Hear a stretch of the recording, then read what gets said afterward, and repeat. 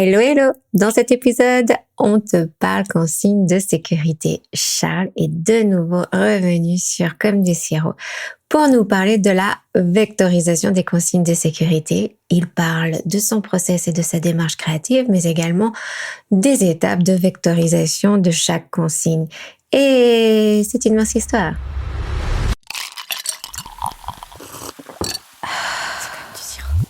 Imaginer, inventer, réaliser. Effectivement, c'est effectif. C'est de l'art ?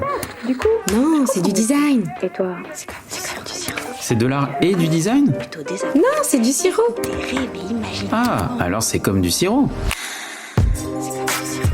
C'est Comme du sirop, le podcast du créateur d'idées qui te parle design et communication.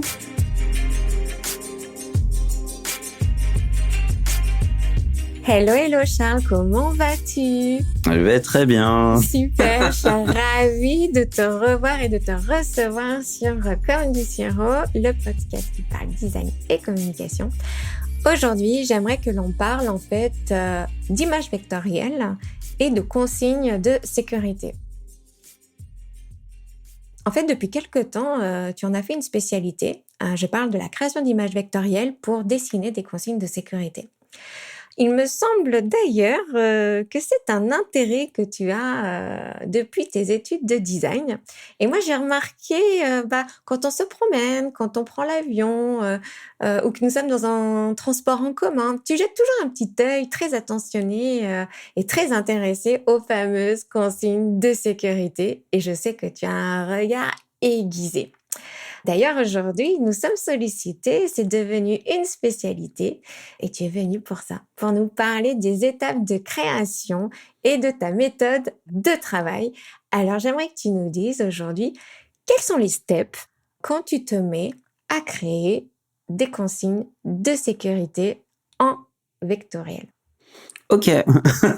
Alors déjà, petite parenthèse, alors vite fait, pour les consignes de sécurité, c'est vrai que j'affectionne particulièrement les consignes de sécurité, mais ça vient peut-être de la formation que j'ai pu avoir justement sur ce type de logiciel, car j'avais eu un exercice, je me souviens, il fallait que je choisisse un thème.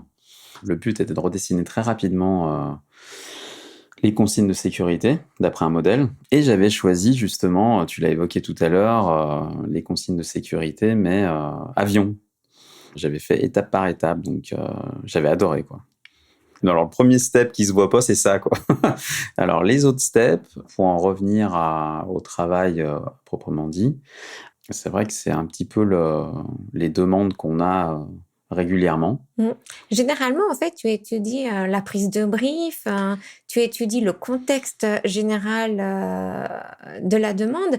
Moi, ce que j'aimerais savoir, c'est comment tu fais pour rendre clair et explicite les gestes nécessaires. Oui, c'est vrai que déjà, on a un peu de tout au niveau des sourcings, je dirais. Donc, on a des photos qui décrivent les différentes étapes. On a du texte aussi qui étaye un petit peu plus également le process. Et on a aussi des vidéos sur le lieu, sur le poste de travail, qui permettent de voir à 360, on va dire, les étapes, ça peut être de chargement ou autre, pour avoir vraiment une vue totale. Donc du coup, comment je travaille ? Soit si j'ai une vidéo, je fais des arrêts sur image que j'importe sur mon logiciel et que j'essaye de simplifier au niveau formel. Ou comme un scénario, aussi, on a un scénario, c'est-à-dire étape par étape, comme je l'ai dit, on a un petit crowbar du client avec chaque étape décrite avec un petit paragraphe, tout bêtement. Et en face, parfois, j'ai une image. Alors, soit j'ai du PowerPoint ou un diaporama très simplifié des étapes. Ensuite, moi, ce que je fais, c'est que je m'imprègne, alors effectivement, du lieu si on m'a convié sur le lieu. Mais très souvent, ça se joue comme ça en visio ou avec des outils qu'on m'envoie, avec différents fichiers comme je l'ai évoqué. Parfois, se déplacer, ce n'est pas forcément possible, justement, pour des raisons de sécurité. Eh oui, on tourne en rond, mais c'est ça. Donc, du coup, c'est pas toujours évident parce qu'il faut des accréditations, il faut des autorisations. Et le temps qu'on ait tout ça, le temps passe et du coup, pour les demandeurs, on va dire, c'est un petit peu du temps perdu entre guillemets. Donc, moi, j'ai eu l'occasion de les voir après, une fois que ça a été posé sur site. Mais avant, oui, c'est un peu compliqué pour le repérage, etc. Donc après, voilà, comme je t'ai dit, j'ai différents outils, différents crowbars. Et après, je travaille un petit peu comme une planche de bande dessinée, à vrai dire. C'est-à-dire que je me crée un personnage et grâce à toutes les informations qu'on a pu me donner, et au fur et à mesure, je l'habille, je l'équipe en fonction de ce qu'il doit faire, hein, tout simplement. Alors, il y a un gros travail, d'immersion parce que justement, des fois, c'est des secteurs, que tu ne connais pas, donc tu apprends déjà à connaître, le secteur, l'activité, le fonctionnement, toi-même tu découvres finalement, ces gestes, de sécurité. Je sais que souvent tu es en binôme, hein, tu es en duo, tu avances avec, quelqu'un, qui maîtrise la technique et l'expertise, parmi les commanditaires pour pouvoir travailler, vraiment en immersion, avec lui ou avec elle, faire les échanges sur les dessins et pouvoir, voir si vraiment, c'est validé, si c'est confirmé, si ce que tu as dessiné est compréhensible et en tout cas immédiatement, lisible. Parce que une fois qu'on a compris le geste, le plus difficile finalement, c'est de retranscrire, savoir si c'est compréhensible pour le grand public en fait, pour ceux qui vont travailler sur place. Ah, complètement, mais c'est vrai que comme tu l'as dit, oui, je travaille souvent avec un binôme, donc c'est lui qui me donne tout le flux d'informations, on va dire. Donc on appelle ça un opérateur. Donc l'opérateur en question va me dire, voilà, il y a chaque étape à notifier. Mais en même temps, à contrario, moi qui n'ai rien à voir avec ce domaine-là, ça permet aussi de simplifier et de voir d'un œil nouveau, moins immersif, on va dire, les étapes fondamentales. Donc, c'est pour ça aussi qu'il y a un véritable échange. C'est-à-dire qu'il y a la personne de terrain et il y a moi, en fait, qui suis complètement ignorant, entre guillemets, de cette technique-là, puisque, comme tu l'as dit, c'est vraiment particulier au domaine d'activité. C'est vraiment super parce que, du coup, je dis, tiens, là, je comprends pas trop ta manip. Et on dit, tiens, par exemple, ça permettrait peut-être de simplifier justement les étapes retranscrites en dessin. Donc, fais-nous une proposition comme tu le sens. Et puis après, voilà, comme tu dis, selon les consignes qui sont vraiment très strictes, on essaie de voir la marge de manœuvre qui permettrait de simplifier au max les étapes. En fait, ce qui est super important, c'est justement cette fraîcheur que tu peux apporter parce que tu as un regard de l'extérieur. Une fois que tu as compris le geste, une fois que tu as compris l'environnement et le contexte, c'est OK. Ça te permet de simplifier au maximum les lignes pour faire entendre la consigne. Je sais que tu travailles beaucoup sur photo, c'est ce qui t'aide le plus. Tu es demandeur, de photos quand tu peux pas te déplacer pour vraiment, comprendre l'environnement et je sais que des fois, tu peux avoir plusieurs photos sur une même, consigne, ce qui t'aide énormément pour la création. Qu'est-ce qui te fait le plus kiffer là-dedans? C'est quoi? C'est la simplicité, le minimalisme ou c'est le fait d'inventer des personnages ou de créer des scénarios, des planches, c'est quoi en fait, ce qui t'a mis, là-dedans et qui te dit mais, parce que je trouve que tu as quand même une certaine facilité à élaborer une succession de consignes vectorisées. C'est un peu tout ça, comme tu l'as dit. C'est découvrir à chaque fois des nouveaux domaines d'activité. C'est un peu un challenge aussi. Mais à vrai dire, j'aime bien la complexité et la technique en fait de ces domaines à expliquer. Pour rebondir sur ce que tu as dit, oui, effectivement, j'ai beaucoup de photos pour travailler. Mais également, là, tu vois, dernièrement, en exemple, on m'avait envoyé une 3D interactive.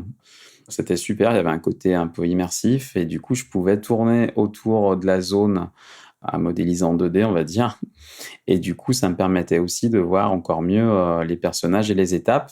Et ça dégrossissait déjà un petit peu le travail dans la mesure où il y avait 0 élément extérieur, le décor était épuré. Donc du coup, j'étais pas, perturbé par d'autres éléments. Parce qu'il y a ça aussi, c'est-à-dire qu'en fait, tu es sur le lieu.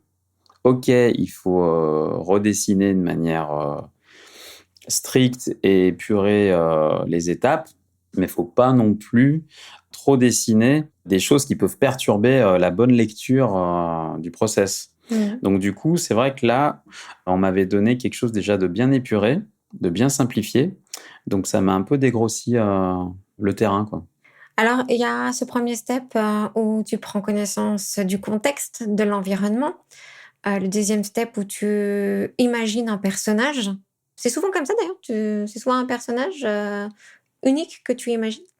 Alors, c'est souvent un personnage unique, comme ça, en fait, justement, les personnes, les utilisateurs futurs qui utiliseront justement ce type d'outil, hein, parce qu'après, ça va être soit sur des écrans fixes sur le poste de travail, ou soit, en fait, ça va être après un panneau, comme un panneau, en fait, indicatif sur les différentes étapes. Donc, du coup, personnes voilà, qui utilisent cette planche descriptive doivent eux-mêmes s'équiper en conséquence. Donc, le personnage est indispensable pour la bonne compréhension. Par contre, ça m'est arrivé justement d'avoir déjà réalisé des planches sans personnage. Donc là, il y a tout un code à créer pour comprendre sans l'ajout humain. Donc du coup, c'est un double challenge parce qu'en fait, on indique de par des codes couleurs, de par des formes, un petit peu comme les panneaux des consignes routières. C'est-à-dire qu'on essaye de donner en fait soit un ordre ou soit en fait un état de choses à faire de par des formes ou des couleurs. Uniquement la forme et la couleur.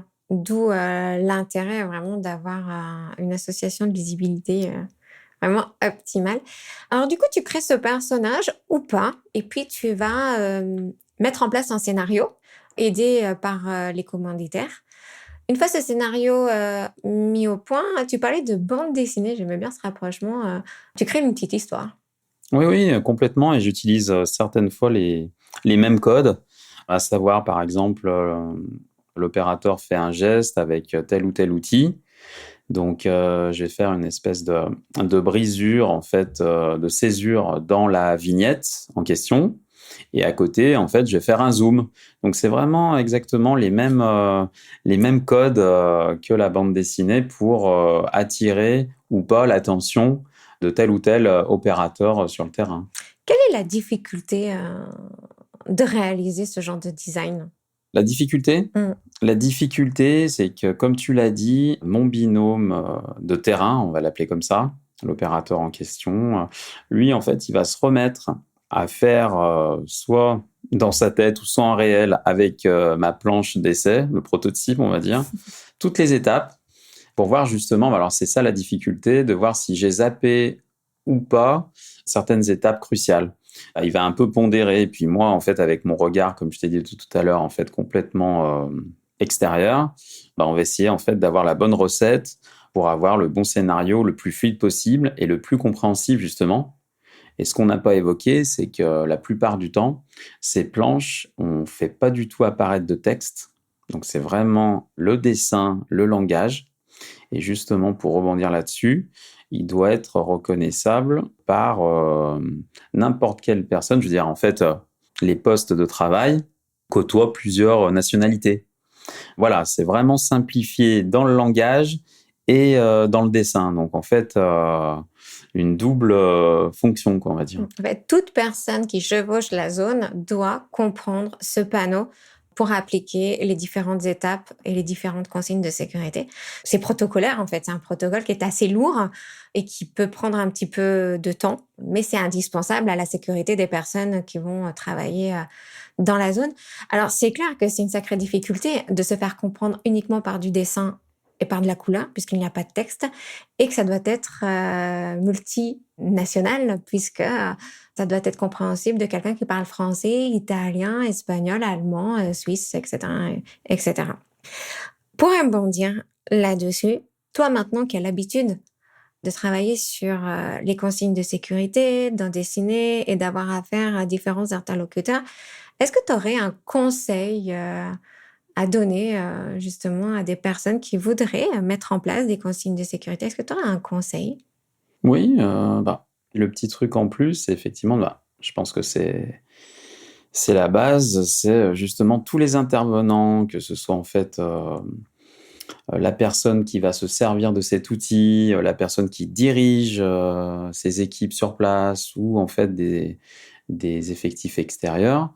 C'est de base, en fait, voilà, on réunit tout le monde, on fait une big réunion. Tout le monde, en fait, échange, discute de la manière à aborder le sujet. Ça, déjà, c'est le premier travail, c'est-à-dire de Ouvrir la parole, le droit de parole. Exactement, en fait, le plus large possible au début, hein, effectivement, pour avoir tous les outils, toutes les idées. Après, effectivement, il y a plein de choses à mettre en place, quoi. À quel endroit on va mettre cet outil, qui va l'utiliser, est-ce que les consignes vont changer ou pas de ce poste, parce qu'effectivement, après, ça arrive que les consignes soient modifiables, parce que à cet endroit, je ne sais pas, on charge plusieurs fluides ou alors on charge d'autres matériaux. Donc, du coup, faire une notice évolutive. Voilà, il y a plein de choses à mettre en place, mais ce que je peux dire au tout début à faire, c'est effectivement prendre le maximum d'informations avant de se tourner vers des agences comme nous, quoi. Alors, pour bien apprivoiser le contexte et l'environnement, c'est important de savoir effectivement si ces consignes sont permanentes ou si elles sont amenées à évoluer dans un temps court, 1 an, 2 ans, ou dans un temps beaucoup plus éloigné, et savoir également sur quel support elles seront mises en visibilité. Écoute, Charles, je te remercie infiniment pour toutes ces informations. Je te souhaite encore plein de consignes de sécurité à vectoriser et je te dis à bientôt. À bientôt, Anouk. Salut, salut, bye bye. Salut, salut.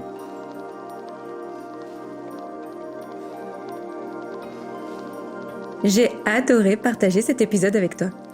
Pour soutenir C'est comme du sirop, fais du bruit sur tes réseaux sociaux et partage l'épisode. Je te donne rendez-vous les 2e et 4e vendredis du mois. En attendant, je vais me servir du bon sirop bien frais. À bientôt, bisous bisous.